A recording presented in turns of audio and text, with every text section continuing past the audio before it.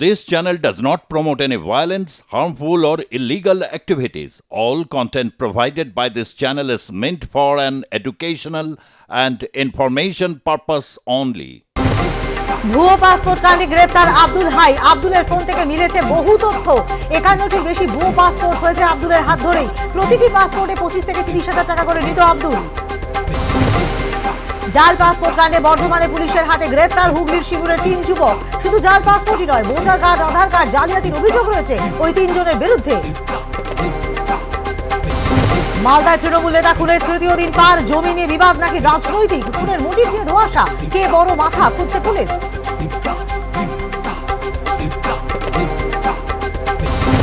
মালদায় তৃণমূল নেতা খুনে অভিযুক্তদের ধরতে পুরস্কার ঘোষণা। 2 লাখ টাকা পুরস্কার ঘোষণা করল মালদা জেলা পুলিশ। বাবলু যাদব, কৃষ্ণ রাজকের খোঁজে জায়গায় জায়গায় পোস্টার। স্বামী খুনের ঘটনায় জড়িত ভাবতেই পারছেন না স্ত্রী সুচরিতা যাদব। ওর সঙ্গে আমার কোনো যোগাযোগ নেই, টের পেলে আমি আগেই ধরিয়ে দিতাম বলেন বাবলু যাদবের স্ত্রী সুচরিতা। খুনের আশঙ্কা করার পরেই বীরভূমে তৃণমূল নেতার বাড়িতে বোমাবাজি। কঙ্কালীতলায় তৃণমূলের পঞ্চায়েত উপপ্রধান মামুন শেখের বাড়ি লক্ষ্য করে দুষ্কৃতীদের বোমা। আতঙ্কে উপপ্রধানের পরিবার। অনুপ্রবেশ নিয়ে বিএসএফ কে আক্রমণ করায় চিঠি মুখ্যমন্ত্রী মমতা বন্দ্যোপাধ্যায়কে। ভোট ব্যাংকের স্বার্থে মমতা বন্দ্যোপাধ্যায় বিএসএফ কে আক্রমণ করছেন, চিঠিতে তোপ শুভেন্দু।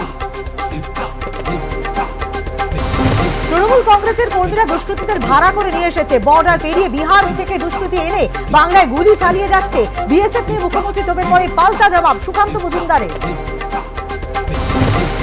পশ্চিমী ঝঞ্ঝার কারণে আগামী কয়েকদিনে উঠতে পারে তাপমাত্রার পারদ। আজ কলকাতার তাপমাত্রা স্বাভাবিকের চেয়ে 2 ডিগ্রি বেশি। বৃষ্টির সম্ভাবনা উত্তরবঙ্গের বেশ কিছু জেলায়।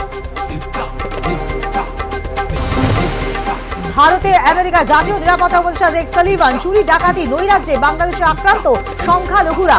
গণতন্ত্র ফিরবে বাংলাদেশে, জানান আপনার মতামত। জনমতে সন্ধ্যে 7টায়।